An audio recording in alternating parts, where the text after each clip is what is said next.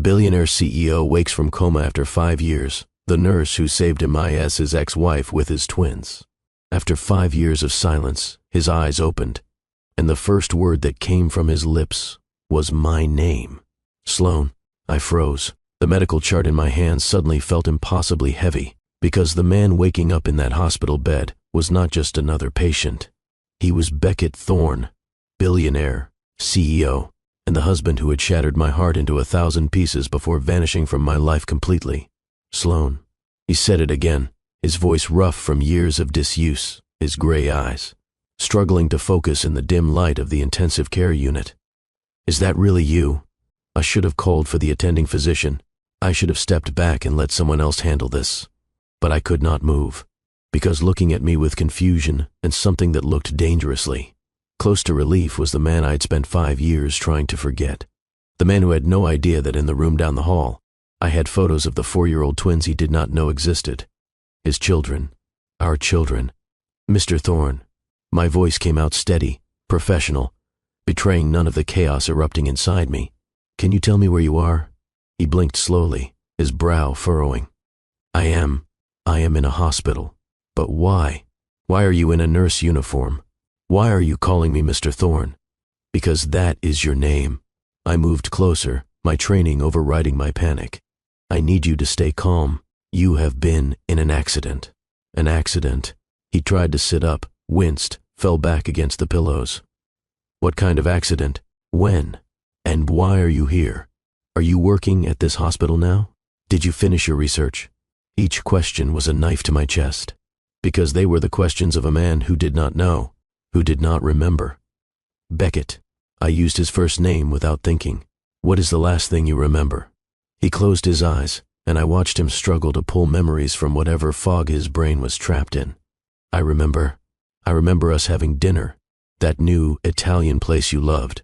You were laughing about something. God, you were so beautiful when you laughed. He opened his eyes again, looking at me with such unguarded affection that I had to look away. And then I remember driving. It was raining. I was thinking about you, about us. And then, nothing.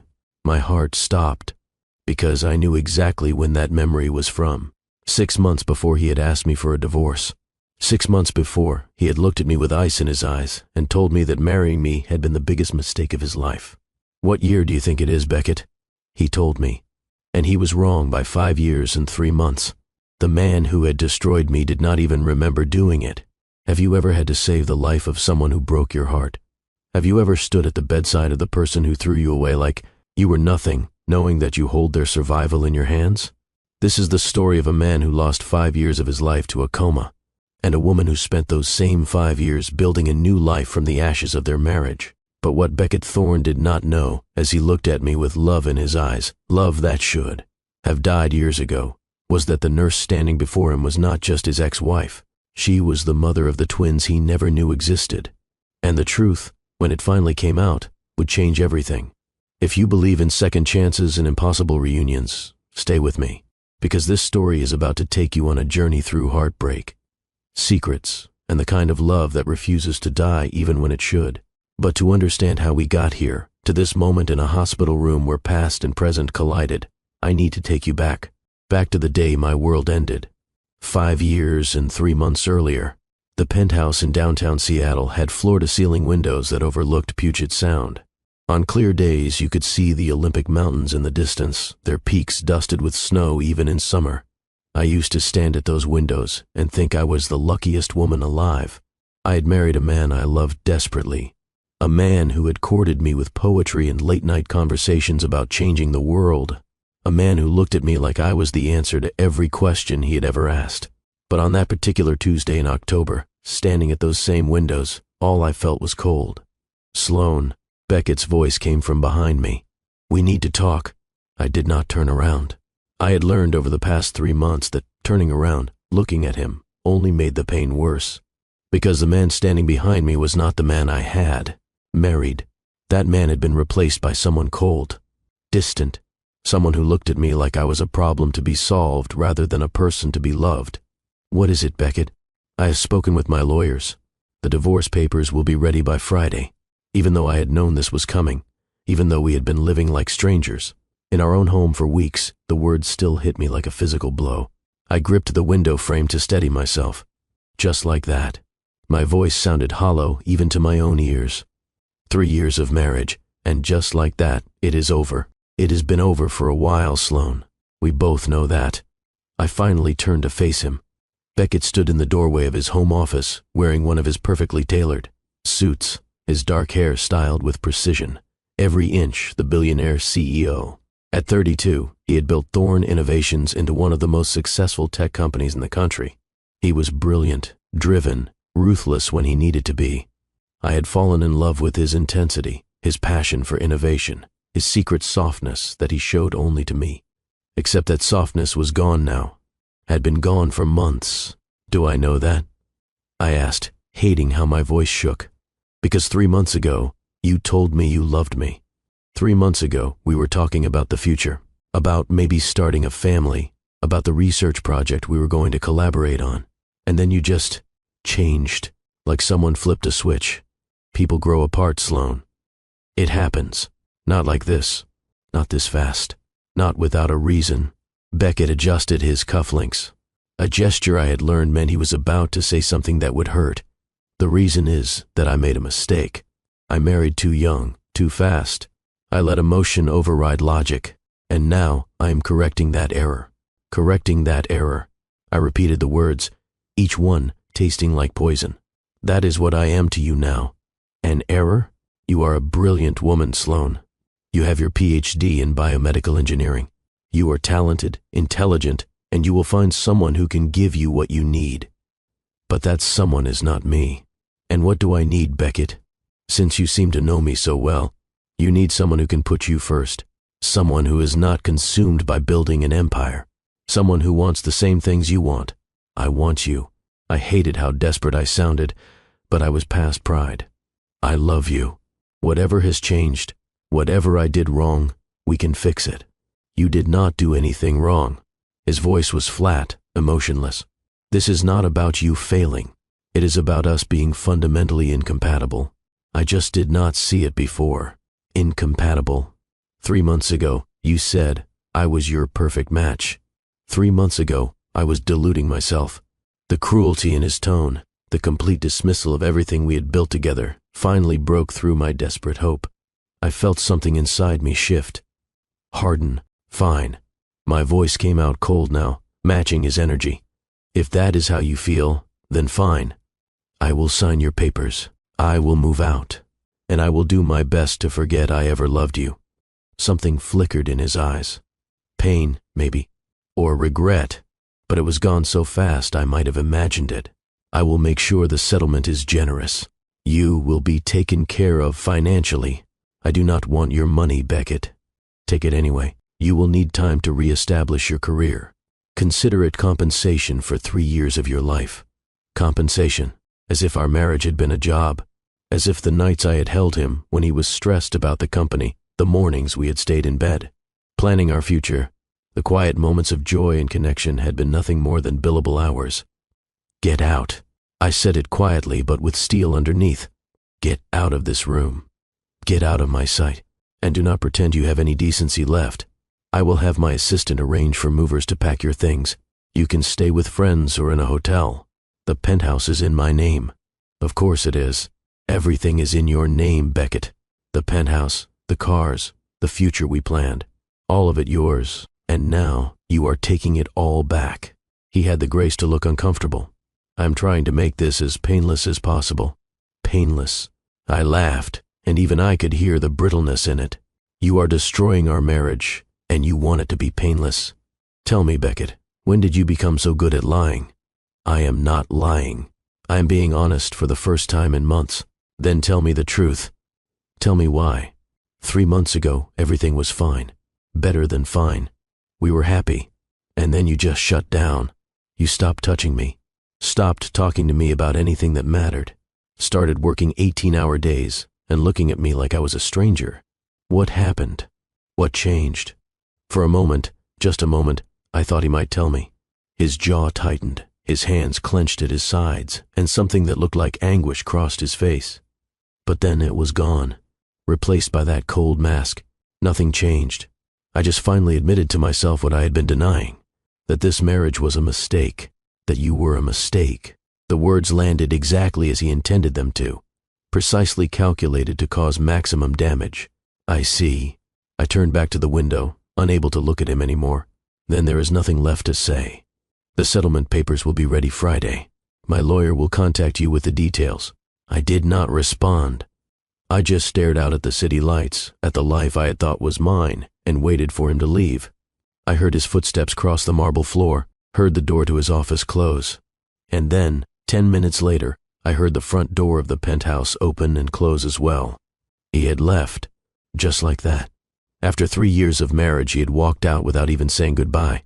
I stood at that window for hours, watching the sun set over the Sound, watching the city lights flicker on, watching my life as I knew it dissolve into nothing.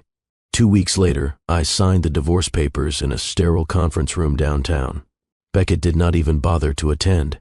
He sent his lawyer, a sharp-eyed woman in an expensive suit, who pushed the papers across the table with professional efficiency. Sign here, and here, initial here. This paragraph confirms you are waiving claim to any future earnings from Thorne Innovations. This one establishes that you are taking a one-time settlement of $2 million and no ongoing support. I barely heard her.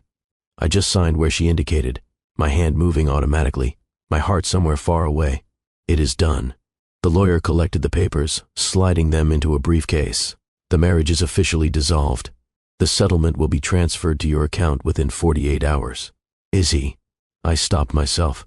It did not matter. He was not my husband anymore. Where he was or what he was doing was no longer my concern. But the lawyer must have seen something in my face, because she answered the unspoken question anyway. Mr. Thorne is in New York on business. He asked me to convey his wishes for your future success. How generous of him. The lawyer paused at the door. For what it is worth, Miss Hartley, you are better off. Beckett Thorne is a brilliant businessman, but he is not built for personal relationships. He consumes everything around him in service of his ambitions. You got out before he consumed you too. After she left, I sat in that conference room for a long time, staring at my empty ring finger, feeling the ghost of the weight that had been there for 3 years. I had loved him. God, I had loved him so much. Enough to overlook the warning signs. Enough to believe that love could be enough. But it had not been enough. And now I was 28 years old, divorced, unemployed because I had put my research career on hold to support his company, and completely untethered. I should have been devastated. And part of me was, but another part, a smaller part that would grow stronger over the coming months, was angry, furious even, because Beckett Thorne had made me feel like I was not enough, like I was the problem, like loving him had been my greatest failure, and I refused to accept that narrative. I moved out of the penthouse into a small apartment in Capitol Hill. I refused most of the settlement money, taking only enough to cover expenses while I figured out my next move. I cut my hair, bought new clothes, deleted every photo of us from my phone. If Beckett wanted me erased from his life, I would erase him from mine just as thoroughly. Except the universe had other plans. 3 weeks after the divorce was finalized, I woke up feeling nauseated. I attributed it to stress, the upheaval of my life, the grief I was trying to ignore.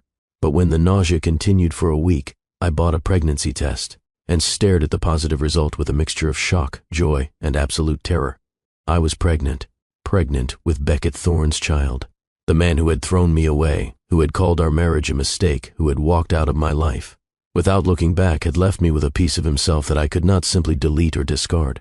I sat on the bathroom floor of my tiny apartment and cried, for everything I had lost, for everything I was about to face alone, for the impossible situation I now found myself in. Should I tell him? Did he have a right to know? I called his office. The receptionist told me he was unavailable. I called his personal cell. The number had been disconnected. I went to the Thorne Innovations building downtown, was stopped by security, and told that Mr. Thorne was traveling indefinitely and was not taking personal meetings. I even went back to the penthouse, but new owners were already moving in, a young couple with a baby and matching wedding rings. They looked at me with concern when they saw me standing on the doorstep, clearly fighting tears. "Are you all right?" the woman asked. "I used to live here." The words came out before I could stop them. "I used to think I would raise my children here. The woman's face filled with sympathy. She reached out, touched my arm gently. I am sorry. Whatever happened, I hope you find happiness somewhere better. I left before I could completely break down, but her words stayed with me. Somewhere better. Maybe there was a somewhere better. Maybe this baby, or babies as I would discover at my first ultrasound, could be my somewhere better. I tried one more time to reach Beckett. I called his assistant, a woman named Andrea, who had always been kind to me. Andrea, it is Sloan. I really need to speak with Beckett. It is important. There was a long pause. Then, in a voice that was not unkind but was very firm, Andrea said, Miss Hartley, Mr. Thorne has made it very clear that he does not wish to have any contact with you. I am sorry, but I cannot help you. Can you at least give him a message? Tell him I called. Tell him it is urgent. I can pass along the message, but I cannot guarantee he will respond. He never did. After that, I made my decision. If Beckett Thorne wanted nothing to do with me, if he had made himself so completely unreachable, then I would not force fatherhood on him. I would not chase after a man who had made his feelings abundantly clear. I would do this alone. My mother, bless her, moved from Portland to Seattle when I told her I was pregnant. She rented a small apartment 2 blocks from mine and became my support system, my cheerleader, my lifeline. You are going to be an amazing mother. She told me this constantly, especially on the days when I doubted everything. And those babies are lucky to have you. Babies. Plural. Because at my 8-week ultrasound, the technician had gone very quiet, moved the wand around my belly, and then smiled. Well, there is the reason you are so sick. You are having twins. Twins. I had stared at the screen, at the 2 tiny flickering heartbeats, and felt my entire world shift again. Not 1 baby. 2. 2 little lives depending entirely on me. I enrolled in an accelerated nursing program. I had always been interested in medicine, had even considered medical school before choosing biomedical engineering. Nursing felt right, practical, something I could finish before the babies came, something that would provide stability and income. I studied while my belly grew. I took exams between doctor appointments. I completed clinical rotations while dealing with pregnancy complications. And when Jasper and Ruby were born 5 weeks early, tiny and fragile, and perfect, I was 3 weeks away from finishing my certification. My mother was with me in the delivery room. She held my hand through the contractions, wiped my tears, and was the first person besides me to hold my children. They look like him. She said it softly, not accusingly, as she cradled Jasper in her arms while I held Ruby. They have his eyes. She was right. Even as newborns, I could see Beckett in their faces. The shape of their eyes, the set of their mouths. They were half him, whether he knew it or not. Do you regret not telling him? My mother asked. Every day. I admitted, but then I remember how he made me feel, how disposable I was to him. And I think these babies deserve better than a father who sees them as obligations. If he ever wants to be part of their lives, it has to be because he chooses them, not because I forced his hand. My mother nodded. You are stronger than you know, Sloan, and you are going to give these children a beautiful life. I believed her, or at least I tried to. The first year was brutal. Newborn twins, nursing school finals, postpartum depression that I barely acknowledged, financial stress despite the settlement money I had reluctantly accepted. There were nights I sat on the floor of the nursery, surrounded by crying, babies and piles of laundry, and wondered how I was going to survive. But I did survive. More than that, I built a life. I finished my nursing certification when the twins were 2 months old. Started working at Seattle Metropolitan Hospital when they were 4 months old. My mother became their primary caregiver while I worked long shifts, learning everything I could, proving myself in a field that was entirely new to me. Sloan, you have a gift for this. My supervisor told me after I had been working for 6 months. You connect with patients in a way most nurses never do. Have you considered specializing? I had not, but the suggestion planted a seed. I started paying attention to the different departments. Pediatrics called to me because of my children. Oncology moved me because of the courage I witnessed. But it was the neurological intensive care unit that captured my heart. Coma patients, brain injuries, people trapped in their own minds, dependent on others to advocate for them, to believe in their potential to wake up. I understood that kind of trapped. I had spent 3 months of my marriage trapped in confusion, not understanding why the man I loved had turned into a stranger. And I had spent the year after trapped in grief, unable to move forward or back. These patients needed someone who understood what it felt like to be powerless, who would fight for them anyway. I specialized in neurological critical care, took additional training, worked double shifts to gain experience, and within 3 years, I was promoted to head of the unit. My life became the twins and the hospital. Jasper and Ruby grew into bright, funny, curious children who asked a million questions and filled our small apartment with laughter. They knew they had a father somewhere. I showed them one photo, a picture from my wedding day where Beckett and I were laughing at something, genuinely happy. "This is your daddy," I told them when they were old enough to ask. He and I loved each other very much, but sometimes grown-ups cannot be together, even when they love each other. It does not mean he does not love you. It just means our family looks different than some other families. "Where is he?" Ruby asked. She was 4 years old, sitting on my lap, studying the photo with intense concentration. "He is far away. Will we ever meet him?" "I do not know, sweetheart. Maybe someday." Jasper, more practical even at 4, asked, "Does he know about us?" I hesitated, then decided on the truth. "No, he does not." "Why not?" "Because I chose my words carefully. Because when you were born, I could not reach him to tell him. And as time went on, it got harder to know how to explain. But it does not mean you are not wanted.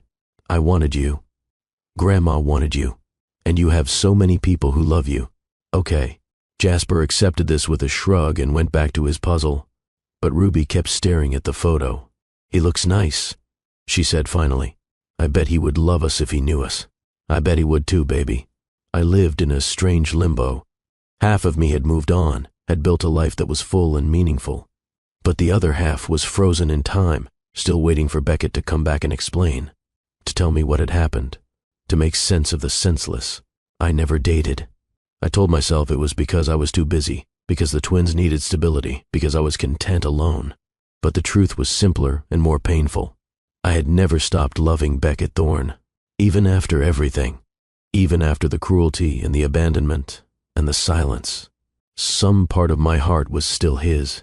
I followed news about Thorne Innovations the way some people follow celebrities. The company continued to thrive, launched new products, expanded internationally. But Beckett himself had vanished from public view after our divorce. No more interviews, no more conference appearances, just silence. I told myself I did not care, that his life was no longer my concern.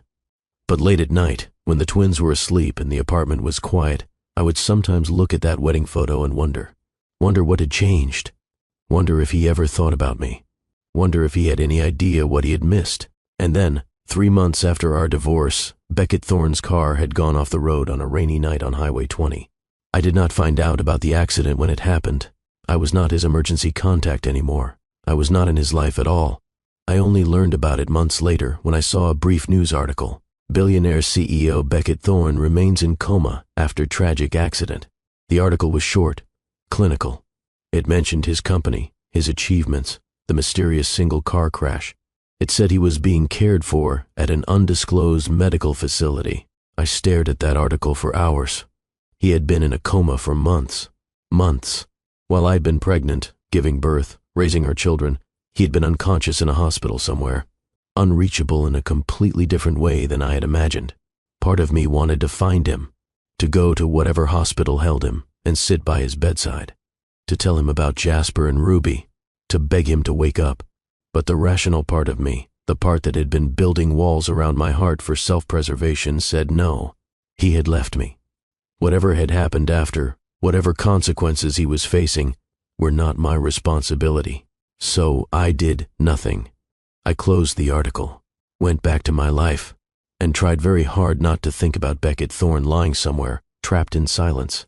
The universe, it seemed, had a sense of irony, because 5 years later, when Seattle Metropolitan Hospital reorganized its departments and merged several wings, I found myself reviewing patient files for all long-term coma cases that would be transferred to my unit. I was sitting in my office, working through a stack of medical histories when I saw the name, Thorne Beckett. My coffee mug slipped from my hand, shattering on the floor. Hot liquid spread across the tile, but I could not move, could not breathe, could only stare at that name on the page. He was here, in this hospital, had been here the entire time, just in a different wing. For 5 years, I had been working in the same building where my ex-husband lay in a coma. We had been separated by a few floors, and a twist of fate that suddenly felt a lot less random. I read through his medical file with shaking hands. The accident report, the initial injuries, the surgeries, the 5 years of stable but unresponsive coma, the notes from various doctors, all saying essentially the same thing: no change. Prognosis uncertain. Family insists on continued care. Family. His mother, according to the records. Beatrice Thorne visited regularly, made all medical decisions, paid for a private room and round-the-clock care. There was no mention of a wife, because of course there was not. I had not been his wife for 5 years. I should have recused myself immediately. Should have told my supervisor about the conflict of interest and asked for the case to be transferred to someone else. But I did not, because I was the best at what I did. And despite everything, despite all the pain and anger and unresolved grief, I could not let Beckett receive anything less than the best care. Also, if I was being honest with myself, I needed to see him. Needed to know if any part of the man I had loved was still in there. So I took his case. The first time I walked into his room, I had to pause in the doorway to steady myself. He was thinner than I remembered. His dark hair had threads of silver now. His face was more angular, aged by 5 years of immobility. But he was still fundamentally Beckett, still the man I had fallen in love with at a charity gala 7 years ago. He lay perfectly still, connected to monitors and 4 lines, breathing with mechanical steadiness. His eyes were closed. His hands rested at his sides. He looked peaceful, almost like he was sleeping. But he was not sleeping. He was trapped, lost somewhere inside his own mind. I moved closer, my nurse training taking over, checking his vitals, reviewing his chart, assessing his condition with professional detachment. But when I was done with the medical assessment, I did something I did with all my coma patients. I talked to him. "Hello, Beckett." My voice was barely a whisper. "It has been a long time." He did not respond. Of course he did not. "I am your nurse now." Ironic, right? You probably never imagined that the wife you threw away would end up being responsible for keeping you alive. Life has a strange sense of humor. Still nothing. Just the steady beep of monitors.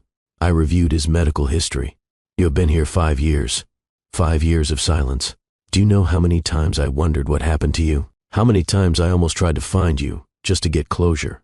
I sat down in the chair beside his bed, suddenly exhausted. "I have so much to tell you, so much you missed. But I do not even know if you can hear me, if any part of you is still in there." I stayed for 10 more minutes, talking about nothing important. The weather, hospital politics, generic safe topics. I did not mention the twins. Not yet. Not when I did not know if he could hear me. Over the next 2 weeks, I made Beckett's care my personal priority. I implemented new protocols based on the latest research in coma recovery. I monitored his brain activity obsessively. I talked to him during every assessment, keeping my topics neutral but my presence constant. And then I started noticing things. Small things. Subtle changes that the previous care team might have missed. His brain activity increased slightly when I spoke. His hand would occasionally twitch, not random spasms, but as if he was trying to respond. His eyes moved beneath his lids more frequently. He was not as deep in the coma as everyone thought. Some part of him was fighting to surface. I increased the stimulation. Played music, read to him, adjusted his medication to optimize brain function, and 3 weeks after I took over his care, on a Tuesday morning that started like any other, everything changed. I was doing a routine neurological assessment, talking to him as I worked. "Your vitals look good today. Brain activity is elevated. I think you might be able to hear me, Beckett. I think you were in there, trying to wake up." That was when his hand moved, not a random twitch. His fingers curled, as if trying to grip something. My heart rate spiked. "Beckett, can you hear me?" His hand moved again. I hit the call button. "I need the medical team in room 4012 immediately." Over the next hour, I watched as Beckett Thorne slowly, impossibly, began to wake up. His eyes moved more rapidly. His fingers flexed and released. His breathing pattern changed. And then, just as the medical team was rushing in, his eyes opened. He stared at the ceiling, confused, disoriented. His eyes moved around the room, taking in the hospital equipment, the lights, the people surrounding him. And then his gaze landed on me. Our eyes met, and I watched as confusion shifted to recognition. As his dry lips moved, forming a word. Sloan. That was how we ended up here, in this impossible moment, with him awake and looking at me like I was the answer to a prayer, and me standing frozen, holding the secret of our children like a bomb waiting to explode. Mr. Thorne. Dr. Chen, the attending physician, moved forward, blocking his view of me. I am Dr. Chen. You are in Seattle Metropolitan Hospital. You have been in a coma. Do you understand? Beckett's eyes kept trying to find me around the doctor. A coma? His voice was rough, barely audible. For how long? 5 years. I watched his face as he processed that information. The shock, the disbelief, the dawning horror. That is impossible. I am afraid it is not.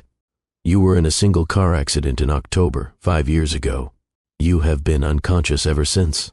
Beckett tried to sit up, but his muscles, atrophied from years of disuse, would not cooperate. He fell back with a grunt of frustration. October, 5 years ago. That would be. He stopped, calculating. No, that cannot be right. I remember. What do you remember?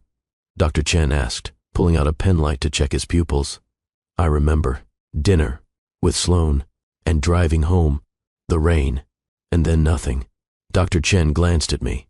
He was talking about me, about a dinner that had happened almost 6 years ago, months before our divorce. Mr. Thorne, what year do you think it is? Beckett told him. He was 5 years and 3 months off. I see. Dr. Chen made notes on his chart. You are experiencing some memory loss, which is common after traumatic brain injury and prolonged coma. Do you remember anything after the date you mentioned? Beckett's brow furrowed. He was clearly struggling, trying to pull up memories that would not come. First, no. Just driving. Rain. And then waking up here. He looked around the room again, and this time his gaze locked on me and stayed. Sloan, why are you wearing scrubs? Are you working here? I opened my mouth, not sure what to say, how to explain, but Dr. Chen answered for me. Miss Hartley is your nurse. She is head of our neurological critical care unit and has been overseeing your treatment. My nurse. Beckett looked confused. But you are my wife. The room went very quiet. Dr. Chen looked at me sharply. Miss Hartley? I forced myself to speak. We were married. Past tense. We divorced 5 years and 3 months ago. Divorced. Beckett said the word like it was in a foreign language. That is impossible. We are not divorced. Sloan, what is he talking about? You do not remember. I kept my voice professional, clinical, even though inside I was screaming. You asked me for a divorce 6 months after that dinner, you remember? The papers were finalized 3 months before your accident. No. He shook his head, agitation clear in his face and on the monitors. No, that is not right. I would never. We were happy. We were planning. I love you. Why would I ask for a divorce? Mr. Thorne, you need to calm down. Dr. Chen put a hand on his shoulder. Your heart rate is spiking. Getting upset will not help your recovery. But Beckett was not listening. He was staring at me with desperate confusion. Sloan, please. Tell me what is going on. Tell me the truth. The truth. The truth was complicated and painful and too big for this moment. But before I could figure out what to say, the door burst open, and Beatrice Thorne swept into the room like an ice storm. She was in her late 60s but looked a decade younger, all sharp edges and expensive clothes. Her eyes scanned the room, landed on her son, and filled with tears. Beckett, thank God, you are awake. She moved toward the bed, but then she saw me, and her expression transformed from relief to fury in an instant. What is she doing here? Mother. Beckett looked even more confused. What is going on? Why is everyone acting like Sloan is a stranger? Beatrice's eyes were cold as she looked at me. You did not tell him. Tell me what? Beckett demanded. Will someone please explain what is happening? Beatrice turned to her son, and I saw something almost like satisfaction in her face. She was going to enjoy this. Beckett, that woman is not your wife. You divorced her 5 years ago. She is simply a nurse doing her job, nothing more. I watched Beckett's face as his mother's words sank in. The denial, the confusion, the desperate hope that this was all some kind of mistake. Sloan, his voice broke on my name. Tell me she is wrong. Please. I could not, because she was not wrong, not about the divorce anyway. It is true. The words felt like they were being dragged out of me. We are divorced. Have been for over 5 years. Why? The anguish in that single word almost broke me. Why would I leave you? You said, I had to pause, had to force myself to continue. You said that marrying me was a mistake, that I was holding you back, that you had made an error in judgment and you were correcting it. I said that? He looked horrified. I said those words to you, word for word. Sloan, I do not remember any of that. I swear to you, I do not remember. The monitors were screaming now, his blood pressure dangerously high, his heart rate erratic. Everyone out. Dr. Chen's voice was firm. Now, Mr. Thorne needs to rest. But Beatrice was not done. Before I could leave, she grabbed my arm, her fingers like claws. You stay away from my son. Whatever game you are playing, it ends now. I am his nurse, Mrs. Thorne. I am doing my job. You are manipulating him in a vulnerable state. He does not remember the divorce. And you are going to use that, are you not? I pulled my arm free. The only thing I am doing is ensuring your son receives the best possible medical care. If you have a problem with that, take it up with hospital administration. Oh, I will. Beatrice's voice was venomous. And when I am done, you will be removed from this case and possibly from this hospital entirely. She swept out of the room, leaving me shaking with adrenaline and old wounds torn fresh open. Dr. Chen looked at me with concern. Miss Hartley, perhaps you should recuse yourself from this case. The personal history. I am the best chance he has at a full recovery. I kept my voice steady. I have been treating him for 3 weeks. I am the one who recognized he was close to consciousness. I am the one who implemented the protocols that brought him back. Are you really going to remove me now because his mother is uncomfortable? Dr. Chen hesitated, then sighed. I will support you for now. But Sloan, this is complicated. If he does not remember the divorce, if he thinks you are still married, this could get very messy. I know. And there is clearly unresolved history here. I know. Can you maintain professional boundaries? I looked through the window into Beckett's room, where he lay staring at the ceiling, his face a mask of confusion and pain. I have to, because what I did not tell Dr. Chen, what I could not tell anyone yet, was that this situation was about to get much, much more complicated. Beckett did not remember our divorce, but he also did not know about the twins, and somehow I was going to have to tell him that the woman he thought was still his wife had spent 5 years raising the children he had no idea existed. If you are wondering what I would do next, so was I, because there was no handbook for this situation, no protocol for telling a man who just woke up from a 5-year coma that his entire life has changed in ways he cannot even imagine. But I was going to have to figure it out, because Jasper and Ruby deserved a father, and Beckett deserved the truth, even if that truth was going to shatter whatever fragile peace we might have found in this impossible reunion. This is the story of second chances and terrible timing, of love that should have died but somehow survived, of a family broken apart and maybe, just maybe, finding a way back together. But first, I had to get through the next 24 hours without falling apart. Spoiler alert, I did not succeed. The rest of that day passed in a blur of medical assessments, paperwork, and careful avoidance. I managed to stay out of Beckett's room for most of it. Dr. Chen and the neurology team ran a battery of tests. Memory assessments, cognitive function evaluations, physical therapy consultations to address the muscle atrophy from 5 years of immobility. I reviewed all the results from my office, maintaining my supervisory role without direct patient contact. The findings were both encouraging and complicated. Physically, Beckett was in remarkable condition for someone who had been comatose for 5 years. His care team had done excellent work preventing bed sores, maintaining muscle tone as much as possible, and keeping his body functional. He would need extensive physical therapy, but Dr. Chen was optimistic about a full recovery. Cognitively, the news was more complex. Beckett's intelligence was intact. His problem-solving skills, his ability to process new information, his analytical thinking, all of it was functioning normally, but his memory had significant gaps. He remembered his childhood clearly. his education, building Thorn Innovations from the ground up, meeting me at that charity gala, our courtship, our wedding, the first 2.5 years of our marriage, and then nothing, a complete blank from about 6 months before I filed for divorce until the moment he woke up in that hospital bed. 5 years and 9 months of his life, gone. Dr. Chen came to my office late that afternoon with the full neurological report, retrograde amnesia affecting a specific period.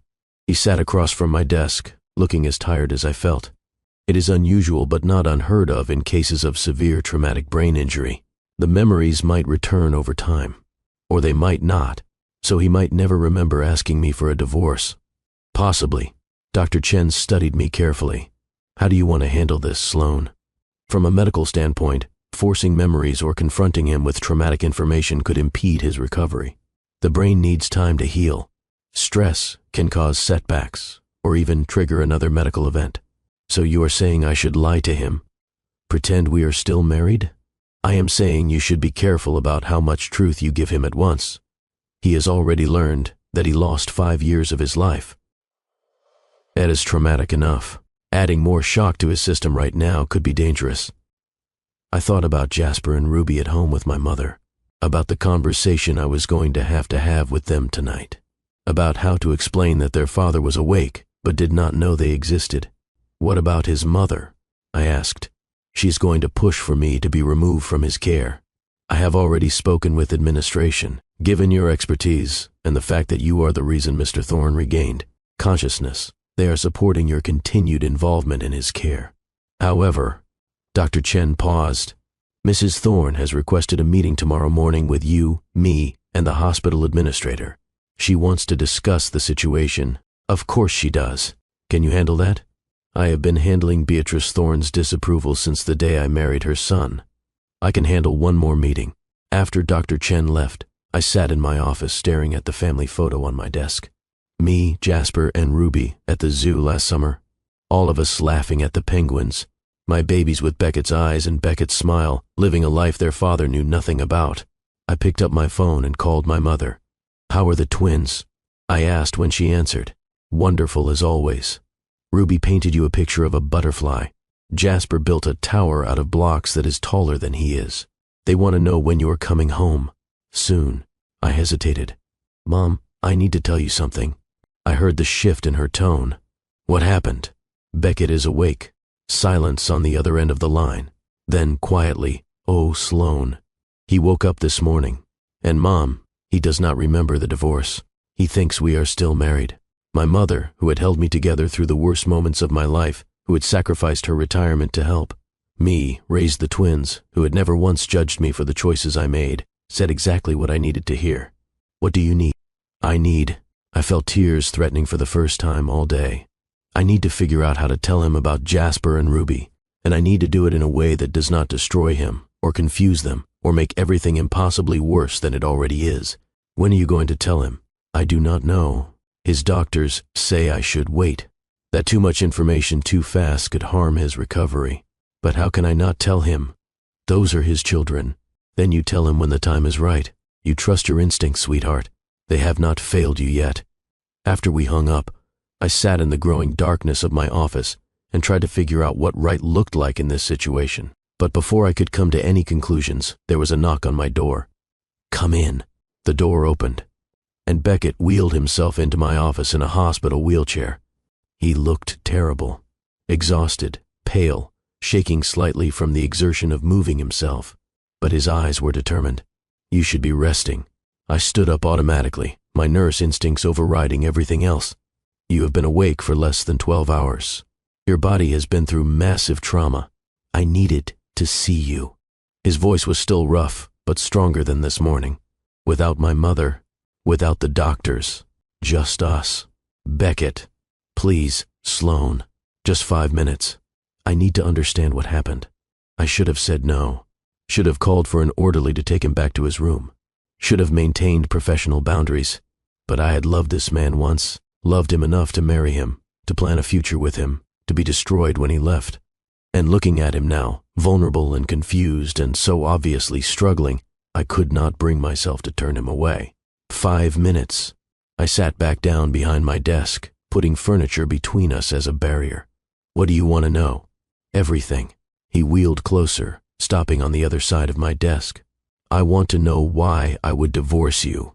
What happened in those months I cannot remember. I want to know why I am here, what the accident was, why I was in a coma for 5 years. I want to know. He paused, and something that looked like fear crossed his face. I want to know if you hate me. The question caught me off guard. Do I hate you? You would have every right to. If I said the things my mother told me, I said. If I divorced you for no reason, you would be justified in hating me. I considered lying. It would have been easier. But he had asked for truth, and something in me needed to give it to him. I did hate you. For a while, after the divorce, after you made yourself completely unreachable, after I tried to contact you and was told you wanted nothing to do with me. Yes, I hated you. And now, I met his eyes across the desk. Now I mostly just feel sad about everything we lost. We do not have to lose it. He leaned forward, intensity radiating from him. I know I do not remember what happened. I know there is this gap in my life that I might never get back. But Sloan, I remember loving you. I remember how happy we were. Can we not get that back? You are talking about going back to a marriage that ended 5 years ago. A marriage I do not remember ending. From my perspective, we were happy one day, and then I woke up divorced. That does not make sense. Something must have happened. Something that changed me, made me say those things. Something did happen. You changed. Over the course of 3 months, you became someone I did not recognize. Cold, distant, cruel even. That is not me. Beckett's voice was firm. That is not who I am. You know that. I knew who you were. Past tense. I do not know who you are now. I am the same man who fell in love with you at that charity gala. The same man who proposed to you on the beach at sunset. The same man who promised to love you for the rest of his life. Are you? Because that man broke those promises. That man threw me away like I meant nothing. And I do not remember doing that. Does that not tell you something? That whatever happened, it was not real? Not really. I wanted to believe him. God, some part of me that had never stopped loving him, wanted desperately to believe that there was an explanation, that the cruel things he had said were not the truth. But I had lived through too much, survived too much, to simply accept easy answers. Even if you are right, even if something made you act that way, even if the divorce was some kind of mistake, we cannot simply undo 5 years, Beckett. Too much has changed. Then tell me what changed. Help me understand. This was it. The moment where I could tell him about Jasper and Ruby, where I could explain that the biggest change of all was 2 4-year-old children sleeping in my apartment right now. But Dr. Chen's warning echoed in my mind. Too much too fast could harm his recovery. And beyond that, I had to think about the twins. They deserved better than to be dropped into their father's life as a shocking revelation. They deserved a father who was ready for them, who wanted them, not one who was still trying to figure out his own life. I changed. I said instead. I had to rebuild myself from scratch after our marriage ended. I had to figure out who I was without you. And I became someone different, stronger, maybe, definitely more independent. I do not need someone to take care of me anymore. I never wanted to take care of you like you were helpless. Beckett's voice was quiet. I wanted to be your partner, your equal. You were, until you were not. Let me be that again. Let me prove that whatever happened, whoever I became, I can be better. I can be the man you fell in love with. You cannot just decide that, Beckett. Trust is not something you can demand. It has to be earned. Then let me earn it. We stared at each other across my desk. The air between us felt electric, charged with 5 years of unresolved emotion. Your 5 minutes are up, I said finally. You need to get back to your room before you exhaust yourself. Sloan, please. I could not keep the weariness out of my voice. I have been awake for 16 hours. I just watched my ex-husband wake up from a 5-year coma and look at me like no time has passed at all. I am running on empty here. I need you to go. He studied my face for a long moment, then nodded slowly. Okay, I will go. But this conversation is not over. Yes, it is. We have nothing more to discuss beyond your medical care. We have everything to discuss. He started wheeling toward the door, then paused.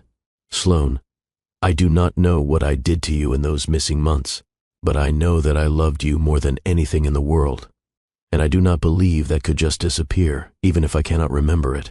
So, I am not giving up on us, on the possibility that we could find our way back to each other. There is no us anymore.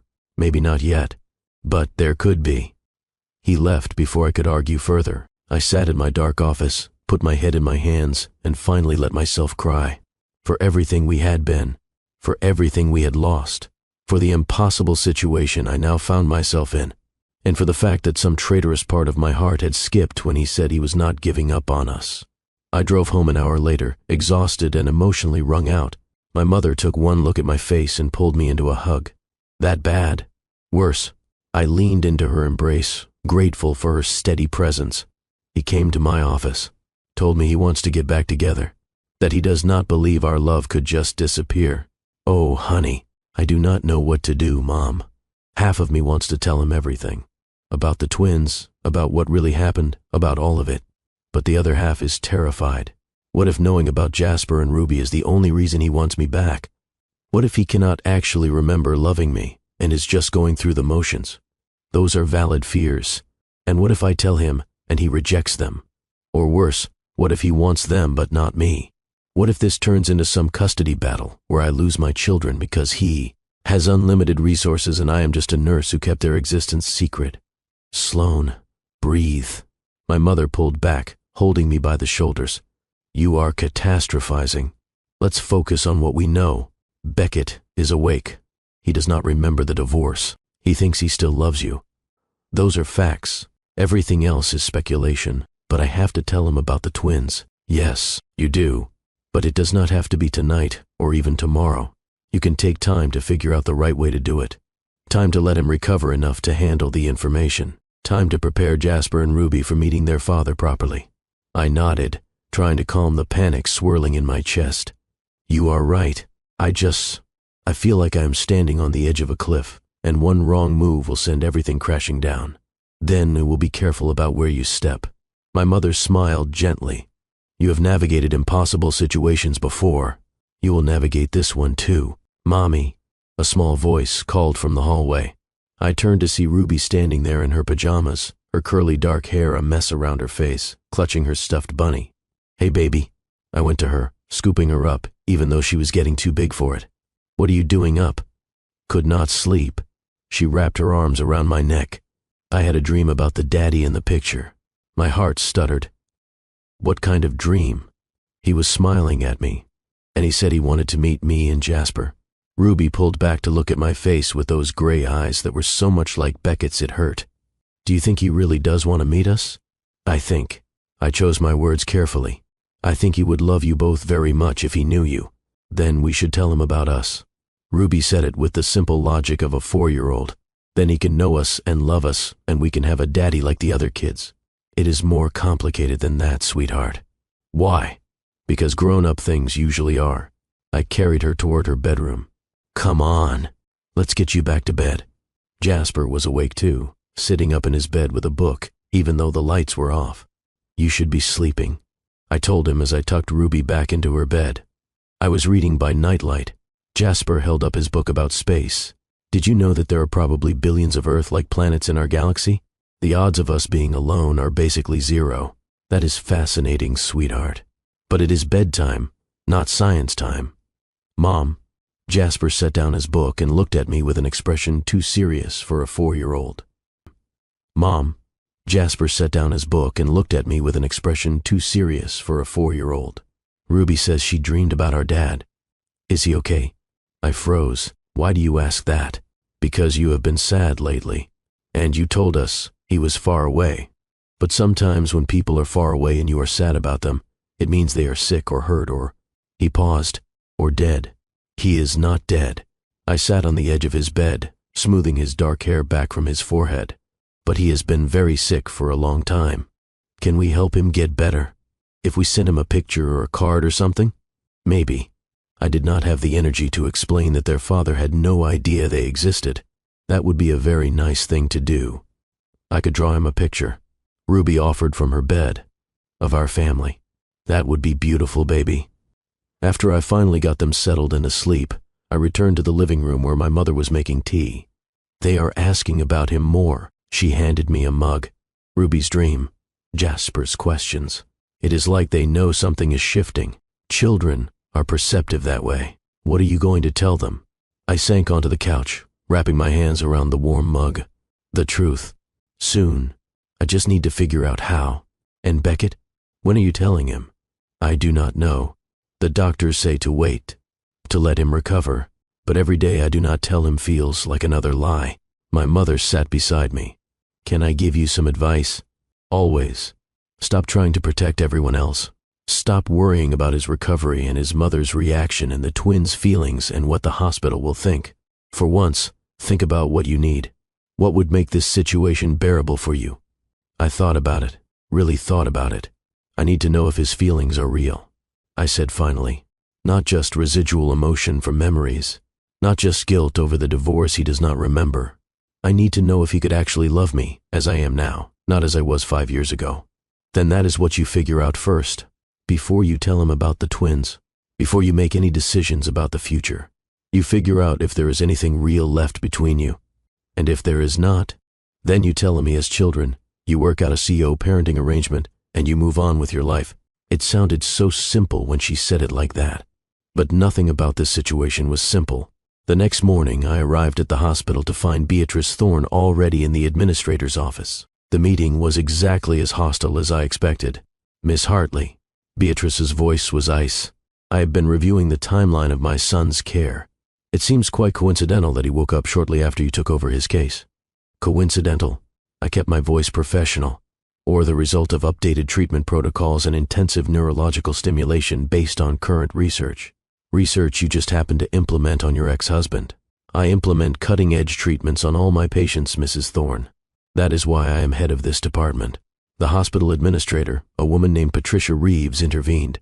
Mrs. Thorne, I understand your concerns, but the fact remains that Miss Hartley's interventions resulted in your son regaining consciousness. That is a positive outcome. I want her removed from his care. Beatrice's tone left no room for argument. There is a clear conflict of interest. She could manipulate him in his vulnerable state. How exactly do you think I would manipulate him? I could not keep the edge out of my voice. He knows we are divorced. He knows I am his nurse. What manipulation do you imagine is happening? You could use his memory loss against him. Make him believe things that are not true. Take advantage of his confusion. To what end? I do not want his money. I do not want his company. I do not want anything from him except for him to recover fully. Then why are you still in his life at all? Beatrice leaned forward, her eyes hard. You have had 5 years to move on. Why not let someone without personal history treat him? Because I am the best. I matched her intensity. Because I care about my patients' outcomes more than my own comfort. And because despite our history, I would never let Beckett receive substandard care if I could prevent it. How noble. The sarcasm was thick. And what happens when he remembers the divorce? When he remembers why he left you? The words stung as she intended them to, but I kept my expression neutral. Then he will have his memories back, which is the goal of treatment. Patricia Reeves cleared her throat. I have reviewed this situation from all angles. While unusual, there is no policy violation in Miss Hartley continuing to treat Mr. Thorne. She disclosed a prior relationship to her supervisor. She has maintained professional boundaries, and her results speak for themselves. This is unacceptable. Beatrice stood abruptly. I will be speaking to the board of directors. That is your right. Patricia's voice remained calm. But until and unless they overrule this decision, Miss Hartley remains on the case. After Beatrice stormed out, Patricia looked at me with sympathy. That woman is a piece of work. She has never liked me. Not when I was married to her son. Certainly not now. Can you handle this, Sloan? Professionally and personally? I do not have a choice. Beckett deserves the best care possible, and that is what I am going to give him. What I did not say was that Beatrice's words had hit a nerve. What happens when he remembers why he left you? Because I did not know why. That was the question that had haunted me for 5 years. What had I done wrong? What had been so terrible about me that it made him stop loving me? And if his memories came back, would I finally get my answer? Or would the not knowing have been better? I spent the rest of the morning reviewing Beckett's progress with the physical therapy team. His first session had gone well. He was weak, his muscles atrophied from disuse, but his determination was evident. He is pushing himself too hard. The lead physical therapist told me, trying to do too much too fast. I had to physically stop him from attempting to stand unsupported. That sounds like him. Stubbornness was one of Beckett's defining traits. Can you talk to him? As his nurse? He might listen to you. I doubt that, but I will try. I found him in his room that afternoon, frustrated and clearly in pain, trying to use resistance bands on his own. You are supposed to have supervision for physical therapy. I stood in the doorway, crossing my arms. He looked up, and despite everything, my heart stuttered at the way his face lit up when he saw me.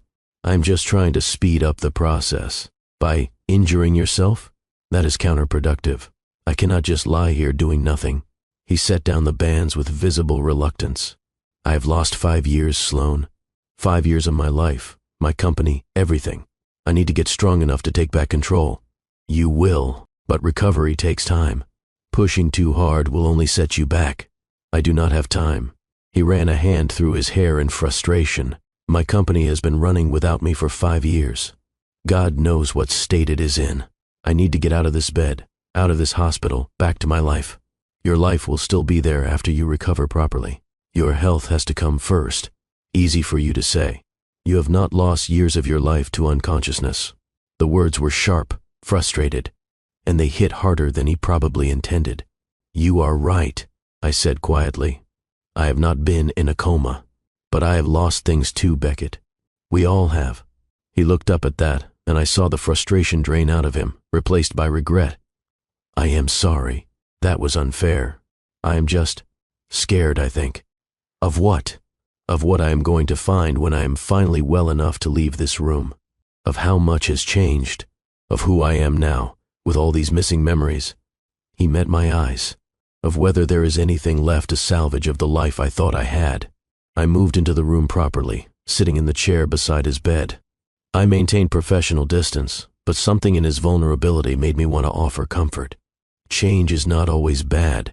Sometimes the life we lose was not the life we were meant to have anyway. Is that what happened with us? He asked quietly. I was not meant to have you. I do not know. I was honest. Maybe we were meant to have the time we had. Maybe we were meant to teach each other. Maybe there is no grand cosmic plan, and sometimes things just fall apart. I do not believe that. What do you believe? He looked at me with an intensity that reminded me of the man I had fallen in love with. I believe that some connections transcend time and memory. I believe that what we had was real, even if I cannot remember all of it. And I believe that you would not be here, taking care of me despite everything, if there was not still something between us. I am here because it is my job. Is it? Or is there more to it than that? I could have lied, should have lied, but his eyes held mine, and I found myself telling a truth I had not fully admitted to myself. I do not know. Maybe there is a part of me that never fully let go, but that does not change the facts, Beckett. You hurt me, deeply, and I do not know if I can trust you not to do it again. What if I could prove I would not? How? You do not even remember what you did the first time. Then help me remember. Tell me what happened. All of it. Maybe if I understand, I can make sure it never happens again. This was my opening, the moment where I could tell him everything. About the cruelty of those last months, about the pregnancy, about Jasper and Ruby. But his physical therapist's words echoed in my mind. He is pushing too hard, too fast. And I realized that Beckett approached everything in his life the same way, with intensity, with the need for immediate results, with no patience for the slow, steady work of healing. Maybe that was what had broken us the first time. His inability to just be patient, to let things unfold naturally. Not yet, I said finally. You need to focus on your physical recovery first. When you are stronger, when you are out of immediate medical danger, then we can talk about the past. But Sloan, that is my condition, Beckett. You want me to help you understand? Then prove you can take care of yourself first. Prove you can be patient. Prove that you are not just going to burn yourself out trying to fix everything at once. He studied me for a long moment, then nodded slowly. Okay, I will do it your way. I will be patient. Good. But Sloan? His voice stopped me as I stood to leave. I meant what I said last night. I am not giving up on us. There is no us to give up on. Not yet. He smiled, and it was the smile I remembered from before everything fell apart. But there could be. After I left his room, I leaned against the wall in the hallway and took a shaky breath. This was dangerous. Every conversation with him pulled me further into the past, made me remember what we had been, made me hope for things that were probably impossible. But hope was dangerous when you had children to protect. I needed to tell him about Jasper and Ruby. Soon. Before this got any more complicated. Before I started to believe that second chances were actually possible. My phone buzzed with a text from my mother. Ruby wants to know if she can bring you lunch at the hospital. I told her you were too busy, but she is very persistent. I smiled despite everything. Tell her maybe this weekend, and that I love her and Jasper more than anything. She says she loves you to the moon and back. Jasper says he loves you to the edge of the observable universe, which is apparently more impressive. Those were my children. Ruby with her heart on her sleeve. Jasper with his need to quantify everything. Beckett's children. The children he had no idea existed. And every day I waited to tell him felt like a betrayal. Of him. Of them. Of the possibility of any kind of honest future. That night, I made a decision. I would tell him. This weekend, I would bring the twins to the hospital, introduce them as my children, and let the truth unfold from there. It would be messy, complicated, probably painful for everyone involved, but it was time. Past time, because whatever else happened, Jasper and Ruby deserved to know their father. And Beckett deserved to know the incredible children he had helped create, even if the truth destroyed any chance of us finding our way back to each other, even if it meant opening myself up to more heartbreak. The truth had to come out, and I was running out of time to control how it did. But the universe, as I was learning, had its own timeline, and it did not care about my carefully laid plans. The next morning, I arrived at the hospital with a renewed sense of purpose. I would focus on Beckett's medical care for the next few days, get him stabilized, stronger, prepared. And then this weekend, I would bring the twins. I had it all planned out. What I would say, how I would introduce them. The careful way I would explain that yes, these were his children, and no, I had not deliberately kept them from him. I had rehearsed the conversation in my head a dozen times during the sleepless night. But when I walked onto the neurological floor that Thursday morning, I knew immediately something was wrong. 3 nurses were clustered around the nurses' station, speaking in hushed, urgent tones. They looked up when they saw me, and their expressions were guilty. Caught. What happened? I asked, my stomach dropping. Dr. Washington, the senior nurse, a woman named Michelle who had worked with me for 2 years, stepped forward. We have a situation. What kind of situation? She hesitated, then handed me a tablet showing the hospital's visitor log. I scanned it quickly, then stopped, stared, read it again to make sure I was seeing correctly. Visitor for room 4012, Beatrice Thorne. Time of arrival, 7:45 a.m. Current status, still in room. And beneath that, a second entry. Visitors for room 4012. 2 minors, names Jasper Hartley and Ruby Hartley. Accompanied by adult Catherine Hartley. Time of arrival, 8:15 a.m. Current status, still in room. The tablet nearly slipped from my hands. My mother had brought the twins to the hospital. They were in Beckett's room, right now. I did not plan this, Michelle said quickly, seeing my face. Your mother showed up with the children, said they had an appointment to see you, and asked if they could wait in the family lounge. We did not think anything of it. But then about 10 minutes ago, the little girl asked to use the restroom. Your mother took both kids, and somehow they ended up in Mr. Thorne's room. Somehow, I repeated, my voice hollow, and my mother is in there with them. Michelle looked apologetic. By the time we realized what happened, they had already been in there for 5 minutes. We did not want to cause a scene. I was already moving, walking fast toward Beckett's room, my heart pounding so hard I could hear it in my ears. This was not how it was supposed to happen. I had planned to prepare everyone, to control the narrative, to make sure the twins were ready, and Beckett was strong enough, and the revelation happened in a way that would not traumatize everyone involved. But life, apparently, did not care about my plans. I reached Beckett's room and paused outside the door. Through the window, I could see them. Ruby was standing beside Beckett's bed, showing him her stuffed bunny and chattering away with the fearless enthusiasm she brought to everything. Jasper stood slightly behind her, quieter but clearly interested, watching Beckett with analytical intensity. Beckett was sitting up in bed, looking between the two children with an expression I could not quite read. Confusion, wonder, something that looked almost like recognition, and my mother stood near the door, her arms crossed, her expression defiant. She knew exactly what she had done. She saw me through the window and had the grace to look slightly guilty, but only slightly. I opened the door. All eyes turned to me. "Mommy." Ruby's face lit up. "Look, we found your friend from the hospital, and he likes Hoppy." She held up her bunny as evidence. I could not speak, could not move, could only stand there as my carefully constructed plans crumbled around me. Beckett was staring at me, then at the children, then back at me. I watched him process the similarities. Ruby's eyes, Jasper's bone structure, the way they both had his dark hair and his expressions. Sloan, his voice was careful, controlled, but I could hear the emotion underneath. "Who are these children?" My mother stepped forward before I could respond. "I am Catherine Hartley, Sloan's mother, and these are her children, Jasper and Ruby." "Your children," Beckett repeated, his eyes never leaving my face. "You have children." It was not a question, but it demanded an answer anyway. "Yes."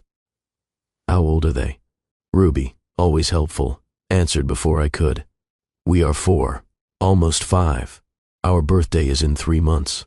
I watched Beckett do the math, watched the exact moment the timeline clicked into place. 4 years old. His voice was very quiet, which would make them born approximately. He stopped, looked at me with something that might have been hope or might have been accusation. 9 months after our divorce. The room was silent. Even Ruby, who usually filled every silence with chatter, seemed to sense the weight of the moment. "Mom," I turned to my mother, keeping my voice level. "Can you please take Jasper and Ruby to the cafeteria? Get them some hot chocolate." "Sloan," my mother's voice held a warning. "Please." She studied my face for a long moment, then nodded. "Come on, you two. Let's give your mom and Mr. Thorne some time to talk." "But I wanted to show him my picture," Ruby protested. "You can show him later, sweetheart." My mother took Ruby's hand, then Jasper's. "Say goodbye for now." "Bye." Ruby waved cheerfully at Beckett. "You are really nice. I can see why Mommy has your picture." "What picture?" Beckett asked, but they were already being ushered out of the room. As soon as the door closed behind them, he turned to me. His face was pale, his hands shaking slightly. "Tell me I am wrong." His voice was rough. "Tell me those are not my children." I could not, because they were, obviously, undeniably his. I moved further into the room, closing the door behind me. "We should discuss this privately." "Discuss what?" "The fact that I apparently have 2 children I knew nothing about?" He tried to get out of bed, remembered he was still too weak, fell back with a grunt of frustration. 4 years old, Sloan. They are 4 years old, which means you were pregnant when we divorced." "Yes. And you never told me." I tried. "Try harder." The sharpness in his voice was the first real anger I had heard from him since he woke up. "I called your office. Your personal number was disconnected. I went to the penthouse. You were gone. I contacted your assistant, who told me you wanted no contact with me. What exactly was I supposed to do? You could have tried harder. You could have gone to my mother, to my company, to anyone who could reach me." "Why?" I felt my own anger rising to match his. "So you could accuse me of trying to trap you. So you could demand a paternity test? So your lawyers could fight me for custody while making it clear I was just an inconvenience? Is that really what you think of me? That is what I knew of you. The you who divorced me. The you who called me a mistake. Why would I subject my children to that?" "Our children." Beckett's voice broke on the words. "They are our children, Sloan, and I have missed 4 years of their lives. You missed it because you left, because you made yourself unreachable, because you made it abundantly clear that you wanted nothing to do with me. I was in a coma. For 5 years, yes. But what about the 3 months before that? What about the time between our divorce and your accident? You could have reached out then, could have checked on me. could have shown even the slightest bit of concern for your ex-wife's well-being. Beckett was quiet for a long moment. Then quietly he said, "You are right. Whoever I was then, whatever I was going through, I should have made sure you were okay. And the fact that I did not means I missed knowing about the pregnancy, about the twins, about everything." His admission took some of the wind out of my anger. I sat down heavily in the chair beside his bed. "I did not want to tell you like this. I was planning to bring them this weekend, to prepare you, prepare them, do this properly. But your mother had other ideas. Apparently. Why? I do not know. I will be having words with her about boundaries." Beckett almost smiled at that. Then his expression turned serious again. "Tell me about them. Please, everything." So, I did. I told him about finding out I was pregnant, about the shock of discovering it was twins, about the difficult pregnancy and premature birth, about those first terrifying weeks when they were so tiny and fragile. I told him about Jasper's first word, book, and Ruby's first word, color, about how Jasper loved puzzles and building things, how he had his father, his analytical mind and ability to focus for hours on a problem, about how Ruby was an artist, how she saw the world in terms of emotions and colors, how she was fiercely protective of her brother and had a tender heart that broke over injured birds and sad stories. I told him about their personalities. Jasper, serious and thoughtful, always asking questions about how things worked. Ruby, spontaneous and joyful, making friends with everyone she met. Beckett listened to all of it with an intensity that reminded me of why I had fallen in love with him in the first place. When I finally finished, there were tears on his face. "I missed all of that," he said quietly. "Their first steps, their first words, all of it. Yes. And whose fault is that really?" His voice was not accusatory, just sad. "Yours for not trying harder to reach me, or mine for making myself unreachable in the first place. I think I chose my words carefully. I think we both made choices based on the information we had at the time. I thought you did not want me. You do not remember what you wanted. And 2 children paid the price for our failure to communicate. Can I?" He hesitated. "Can I be their father now? Is it too late?" The question broke my heart a little. It is not too late. But Beckett, you cannot just decide to be a father. It is not a role you step into overnight. They do not know you. You do not know them. Building that relationship will take time. Patience. I have time now. I am not going anywhere. You are still recovering from a 5-year coma. You have a company to rebuild, a life to figure out. You cannot just add fatherhood to that list like it is another item on your agenda. Then what do you suggest? I suggest. I took a deep breath. I suggest we take this slowly. You spend time with them, in supervised visits. You get to know them. They get to know you. We see how they respond, and we build from there. Like I am a stranger asking for visitation rights. You are a stranger to them, Beckett, and they are strangers to you. That is the reality. He closed his eyes, pain evident on his face. This is not how I imagined finding out I was a father. How did you imagine it? I used to think about it sometimes. When we were married, what it would be like when you got pregnant. I imagined being there for the ultrasound, feeling the baby kick, being in the delivery room, holding our child for the first time. He opened his eyes. I imagined we would do it together. We would have, if you had not left. But I do not remember leaving. From my perspective, we were planning a future, and then I woke up and it was all gone. Everything, including 4 years with my children. I know, and I am sorry. I am sorry you lost those years. But I cannot change what happened. I can only move forward. Then let me move forward with you. Let me be part of their lives, part of your life. Beckett, I know you do not trust me. I know I have no right to ask for anything from you. But Sloan, those children deserve a father, and I want to be that for them.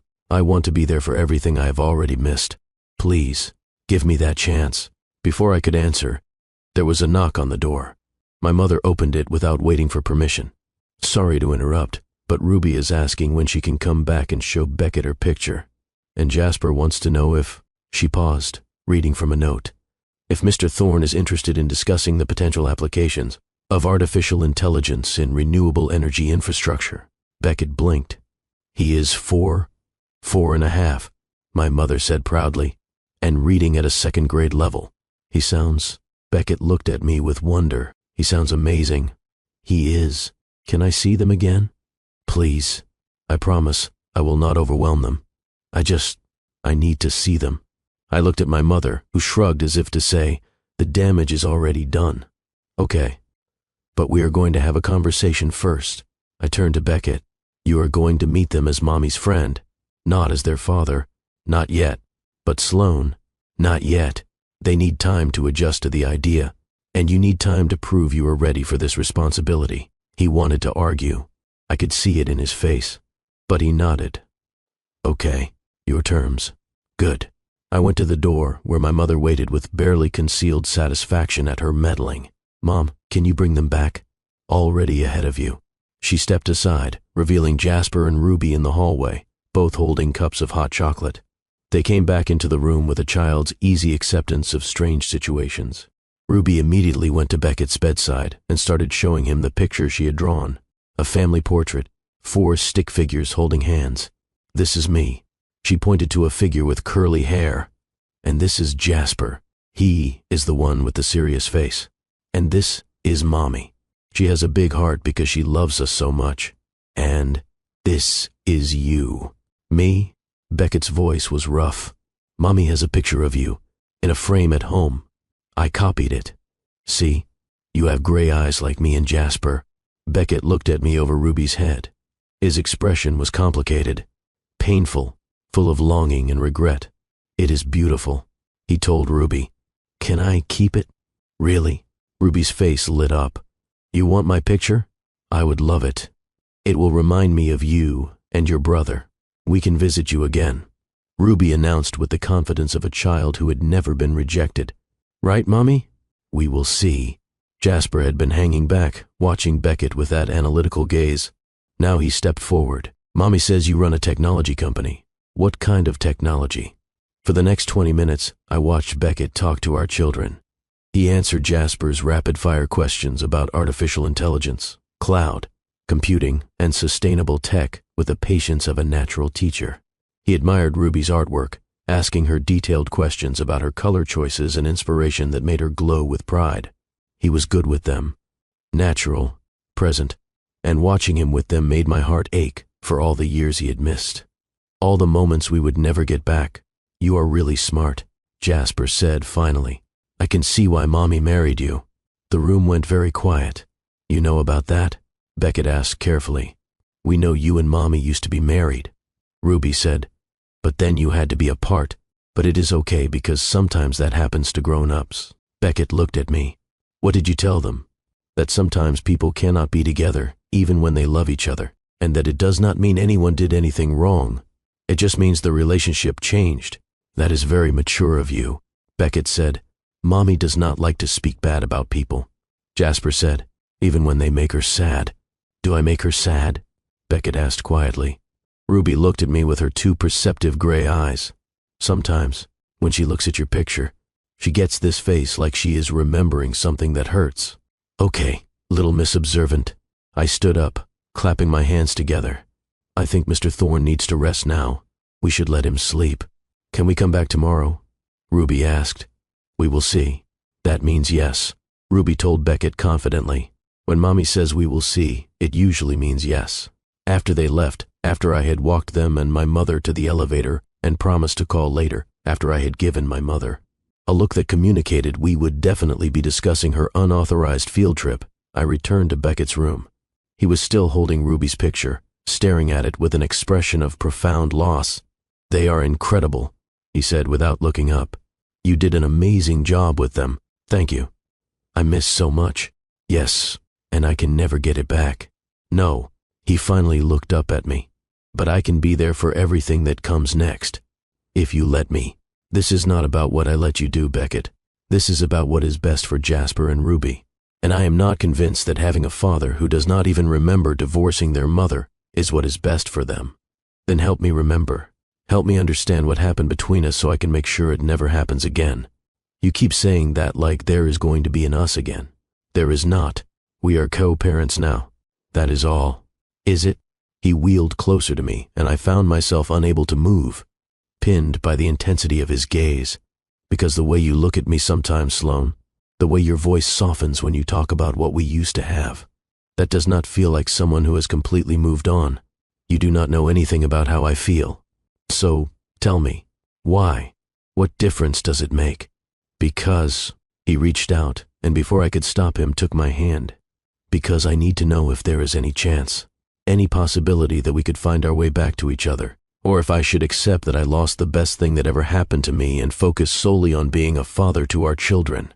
His hand was warm around mine, familiar, and for just a moment, I let myself remember what it was like to be loved by this man, to be the center of his world. Then I pulled away. I do not know what I feel. I admitted, part of me never stopped loving you, but part of me will never forgive you for what you did, and I do not know which part is stronger. Then let me prove myself. Let me show you that I can be the man you deserve, the father our children need. How? By being patient, by being present, by doing the work to understand what happened between us and making sure it never happens again. You cannot promise that when you do not even know what went wrong. Then help me figure it out. Before I could respond, Dr. Chen knocked and entered. Good, you are both here. I have Mr. Thorne's latest test results.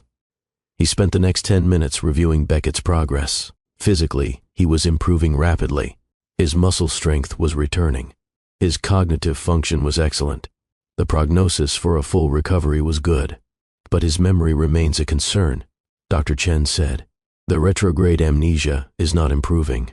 In fact, trying to force the memories could potentially cause more harm than good. So I might never remember those missing months, Beckett said. It is possible. The brain is complex. Sometimes memories return spontaneously. Sometimes they do not. We will continue to monitor, but I would not count on a sudden revelation. After Dr. Chen left, Beckett looked at me. So I might never know why I divorced you, why I said those things, what happened to change me. Maybe that is for the best. How can you say that? Because I moved toward the door. Because maybe not knowing is better than finding out the truth was exactly what you said it was. That I really was a mistake. That you really did not love me. I do not believe that. You do not remember. There is a difference. I left before he could argue further. But his words stayed with me. The question I had been avoiding. What if he never remembered? What if I never got closure? Never got to understand what went wrong? Could I build a CO parenting relationship with a man who existed in a different timeline than me? Who remembered love while I remembered heartbreak? I did not know. That night, I sat down with my mother after the twins went to bed. What were you thinking? I asked, trying to keep my voice level. Taking them to his room without warning me? I was thinking, my mother met my gaze calmly, that you were overthinking this, that those children deserved to meet their father, and that he deserved to meet them. Sometimes, Sloan, you need someone to push you off the fence you have been sitting on. That was not your decision to make. You are right. It was not. And I apologize for overstepping. But, she leaned forward. Do you regret it? Now that it is done, do you wish they had not met? I thought about it. About Ruby's joy in showing Beckett her picture. About Jasper's careful questions and growing curiosity. About the look on Beckett's face when he realized those were his children. No, I admitted. I do not regret it. But I wish it had happened on my terms. Life rarely happens on our terms. My mother smiled gently. But it happened. And now you can move forward, instead of being stuck in planning mode. She was right. Annoyingly, frustratingly right. The twins were full of questions over the next few days. About Beckett, about the hospital, about why he had to stay there. Is Mr. Thorne really our dad? Jasper asked on Friday evening while I was making dinner. I had known this question was coming, had prepared for it. Yes, he is. Why did not you tell us before? Because I knelt down to his level. Because it is complicated. Your dad and I were not together when you were born, and he did not know about you. So I did not know if he would want to be your dad. Does he want to be now? I think so. But we need to take it slow. Get to know each other. Okay. Jasper accepted this with his usual logic. I like him. He is smart. And he listens when I talk. I am glad, baby. Ruby's questions were more emotional. Does Daddy love us? Will he leave again? Can he come live with us? Each one was a knife to my heart. He does love you, I told her, hoping it was true. But he has been very sick and needs to get better first. And as for living with us, that is not how it works, sweetheart. Lots of kids have parents who do not live together. It does not mean they love you any less. I want him to live with us, Ruby said stubbornly. Then we would be a real family. We are already a real family. You, me, Jasper, and Grandma. That is real, but not complete. Her words haunted me. Over the weekend, I brought the twins to visit Beckett twice. Short visits, carefully supervised, focused on gentle bonding. I watched him with them, saw the way he looked at them like they were miracles, the way he listened to every word they said with complete attention, the way he was patient with Ruby's endless chatter and Jasper's complex questions. He was trying, really trying, and despite all my walls, all my protections, I felt something softening inside me. On Sunday evening, after the twins had gone home with my mother, Beckett asked me to stay. I need to tell you something, he said once we were alone. I have been thinking about what you said, about how I cannot promise not to hurt you again when I do not even know what went wrong the first time. Okay, so I hired a private investigator. I stared at him. You did what? I need to know what happened in those missing months. Why I changed, why I divorced you. And if I cannot remember, maybe I can at least reconstruct it. Figure out what was going on in my life that would make me act that way. Beckett, I know it might seem like I am interfering, but Sloan, I have children now. Children I did not know existed. I have an ex-wife who looks at me with pain in her eyes even though she is trying to hide it. I have 5 years of missing time. I need answers. For all of us. What do you expect to find? I do not know. Business problems, maybe. Family pressure. Some kind of personal crisis. Something that would explain why I became someone neither of us recognize. And if you do not find anything, if it turns out you were just a man who fell out of love? Beckett shook his head firmly. That is not what happened. I know it. I know me. And the man I am, the man I remember being, would never have said those things to you without a reason. You cannot know that. I can. Because, Sloan, I still love you. The words hung in the air between us. You cannot. I said it automatically. You do not even know me anymore. I know enough. I know you are brilliant and compassionate. I know you raised our children alone and became head of your department while doing it. I know you could have turned me away when I woke up, could have refused to treat me, but you did not. I know. He paused. I know that when you look at me, there is still something there, some part of what we had. That does not mean we can go back. I do not want to go back. I want to move forward. With you. With the twins. As a family. We are not a family. We are parents to the same children. That makes us family, whether you want to accept it or not. I stood up, needing space. This is too much. You are pushing too hard.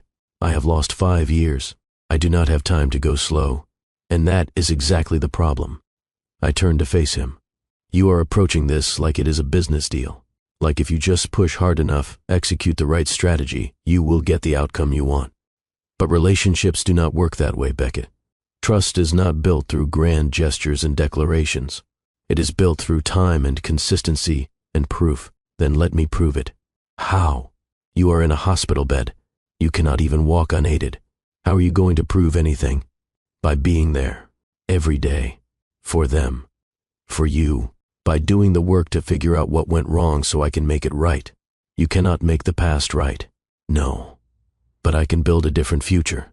He was so earnest, so determined, and part of me wanted desperately to believe him, but the other part, the part that had survived our divorce and single motherhood, and 5 years of solo parenting, knew better than to trust in promises.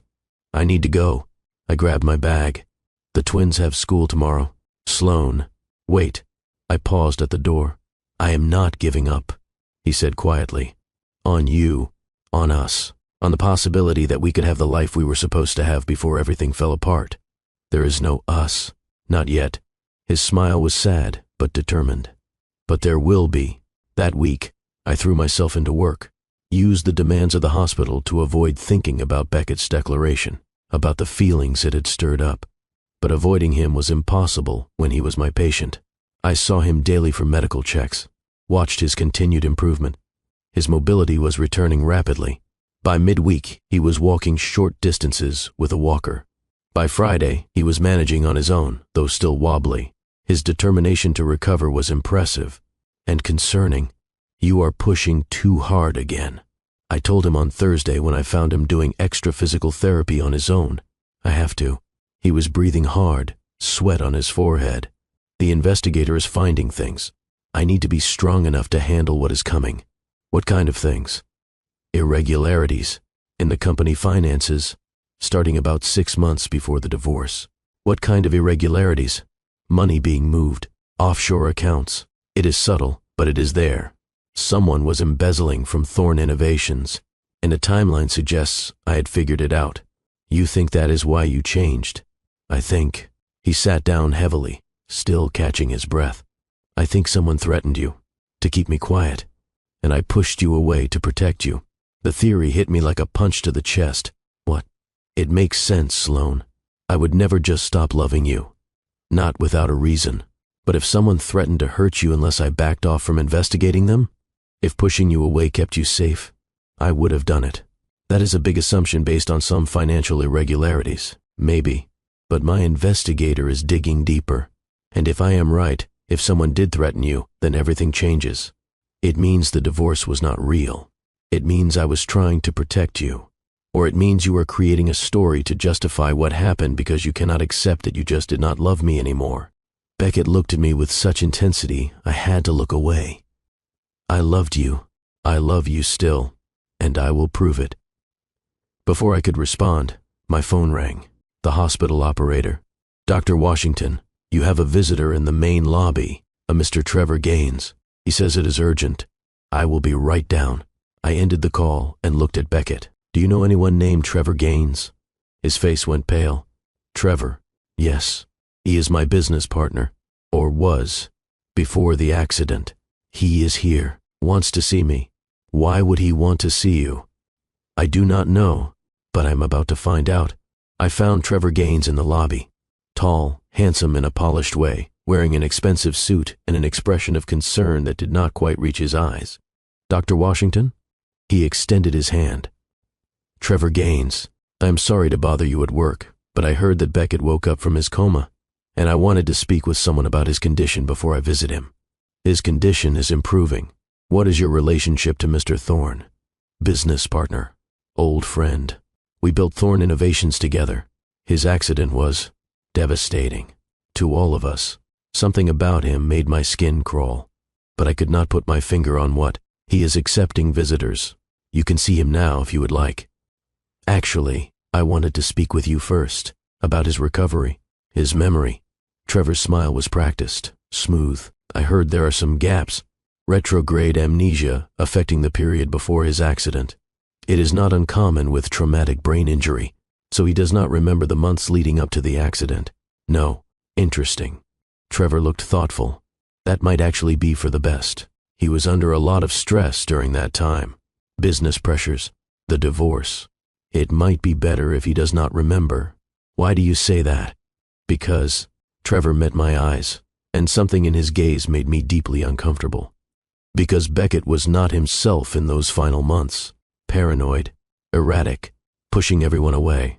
Some of us worried he might hurt himself. When the accident happened, he trailed off meaningfully. You think he crashed intentionally. I think he was in a very dark place, and maybe it is better if he does not remember that darkness. Every instinct I had was screaming that something was wrong, that this smooth, concerned act was hiding something dangerous. I will let him know you are here." I kept my voice professional. "Room 4012. After Trevor left for the elevators, I stood in the lobby for a long moment. Then I pulled out my phone and called Beckett's room. He answered on the second ring. "Sloan?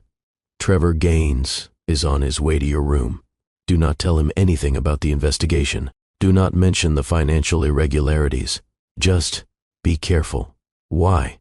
What happened?" "I do not know, but something feels wrong about him." "I will be careful." "Sloan, thank you for warning me." After we hung up, I found myself walking toward the elevators. I told myself I was just being thorough, checking on a patient, but truthfully, I wanted to see Trevor and Beckett together. Wanted to see if my instincts were right. I reached the neurological floor in time to see Trevor entering Beckett's room. I positioned myself at the nurse's station where I could see through the window without being obvious. Trevor's body language was all wrong. He stood too far from the bed. His smile did not reach his eyes. And when Beckett asked him about the company, I saw something flash across Trevor's face. Fear, or maybe guilt. They talked for about 10 minutes. Then Trevor left, passing by the nurse's station without seeing me. I waited until he was gone, then went to Beckett's room. He looked shaken. What happened? He is lying, Beckett said immediately. About everything.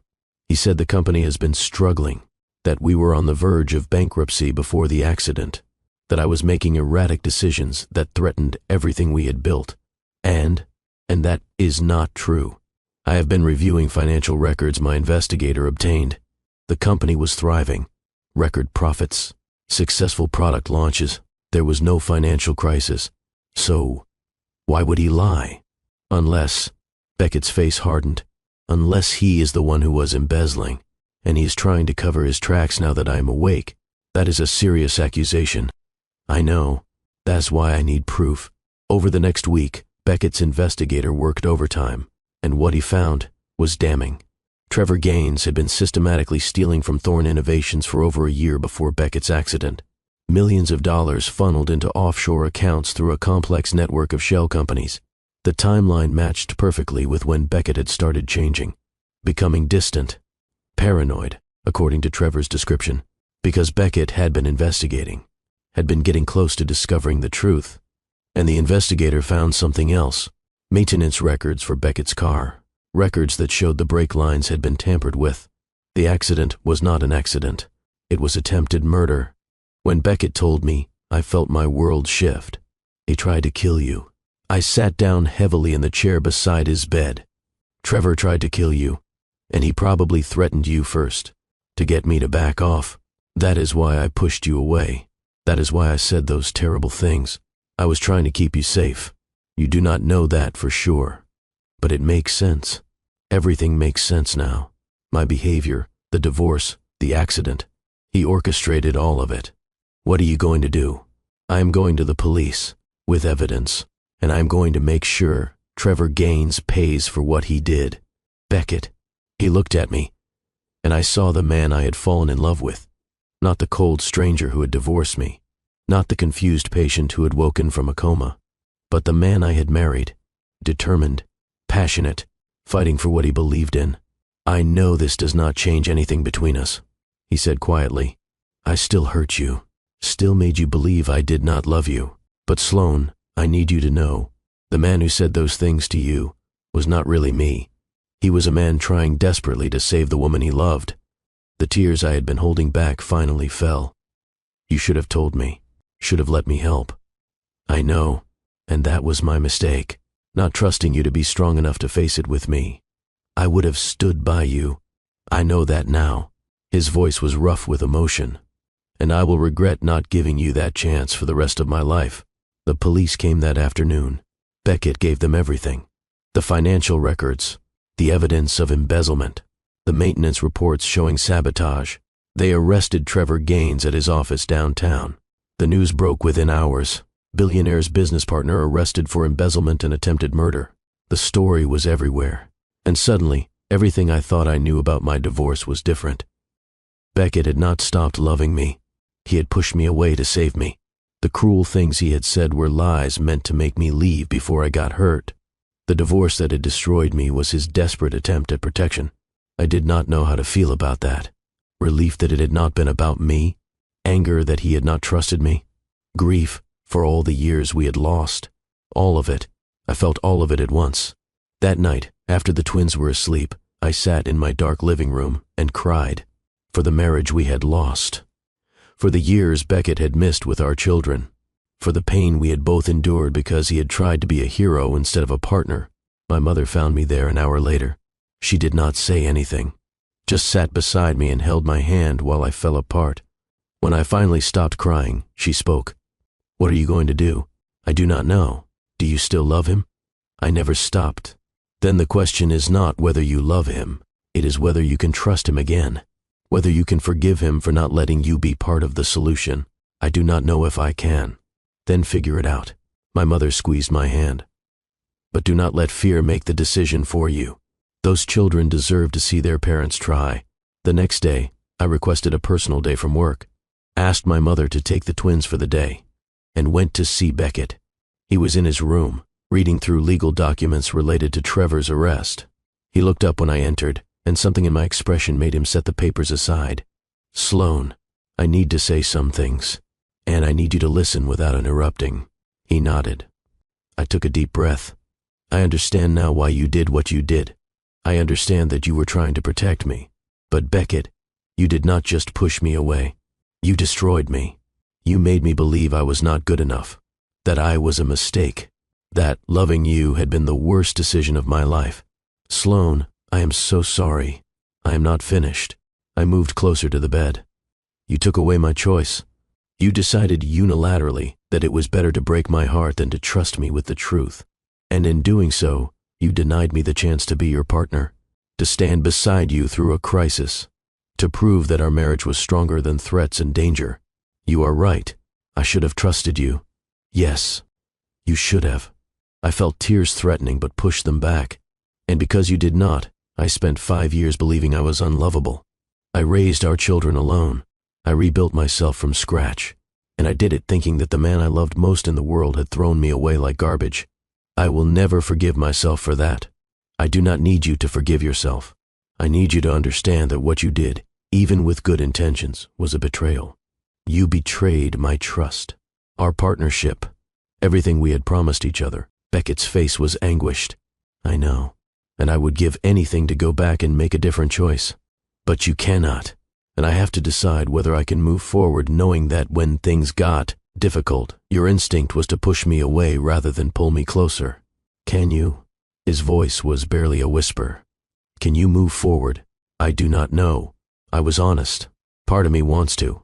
Part of me sees you with Jasper and Ruby and thinks we could be a family.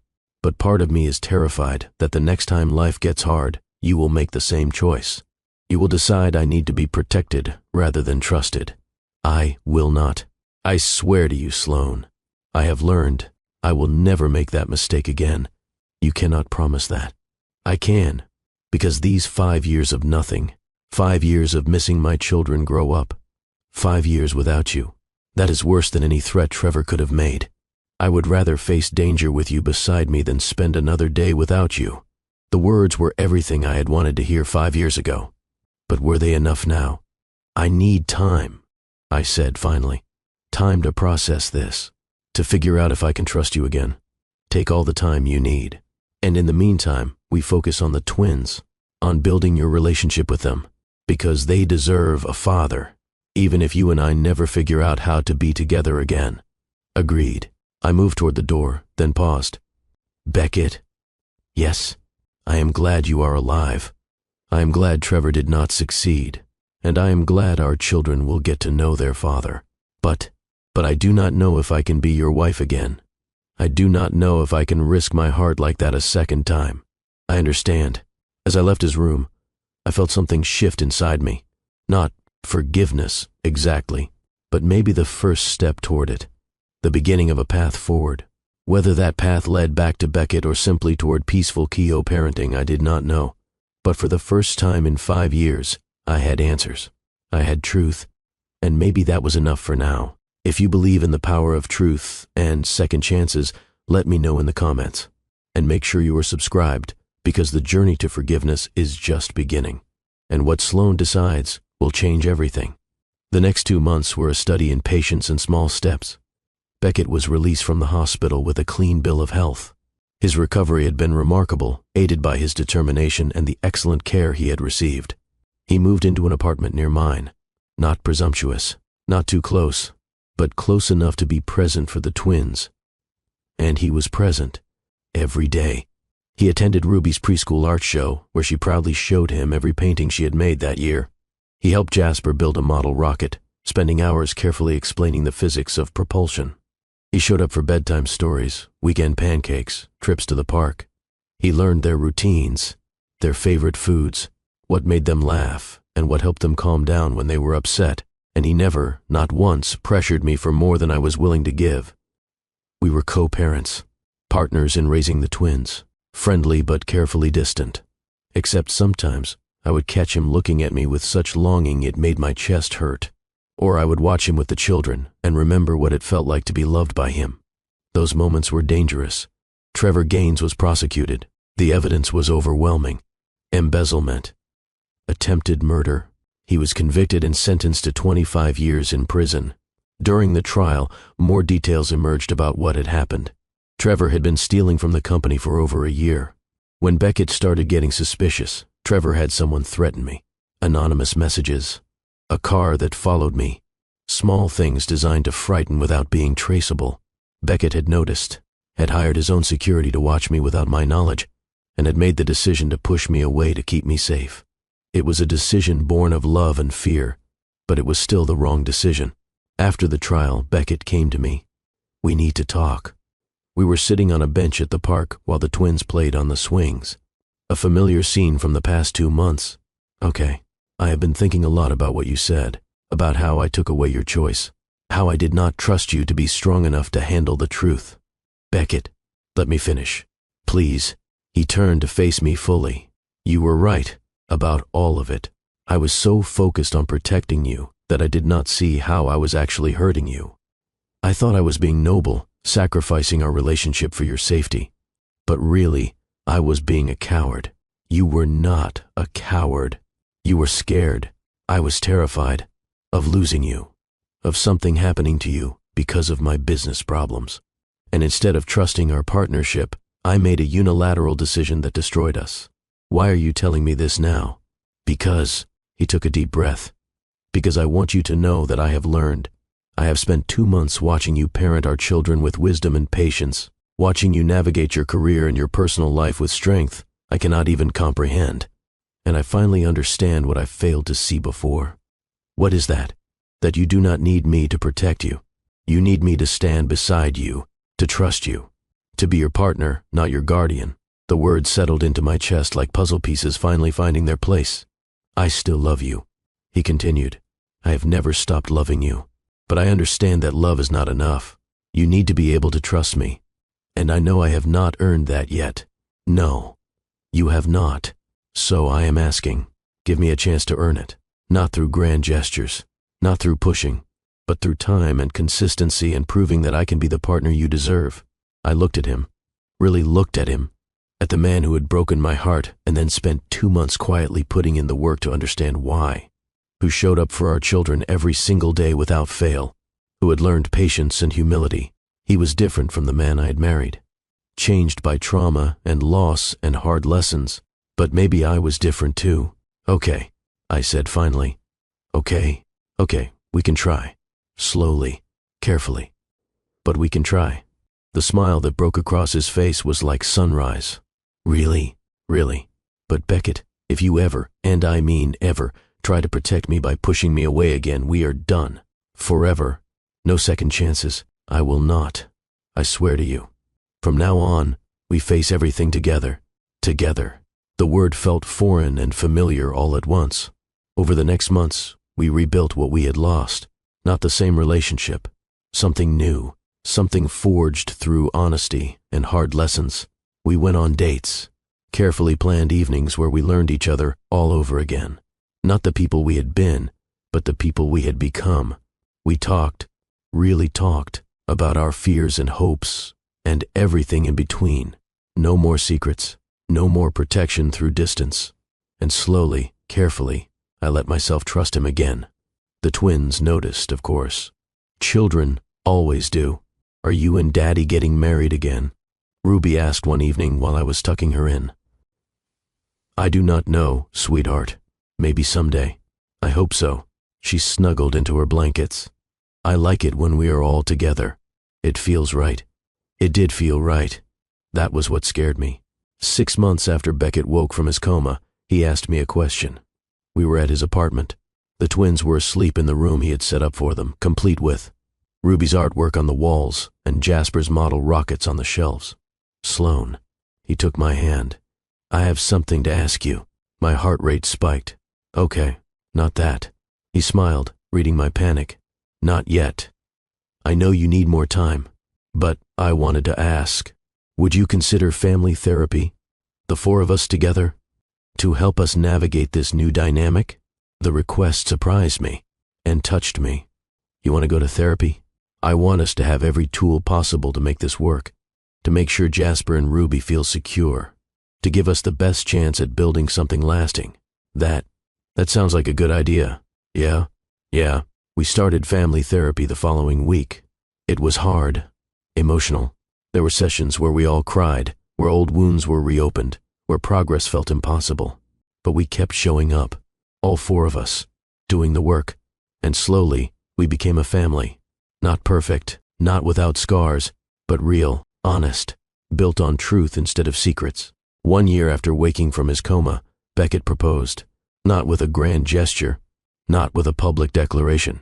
Just the two of us, sitting on the beach at sunset where he had proposed the first time. With the twins building sandcastles nearby and the waves rolling in. I know I already asked you this once, he said quietly. 7 years ago in almost this exact spot. But that was a different life, different people. So I want to ask again. He pulled out a ring. Not the same one from before. Something new. Sloane Hartley, will you marry me? Not because of our past or our children or because it makes logical sense, but because I love you, the person you are now, the woman who survived everything I put her through and came out stronger.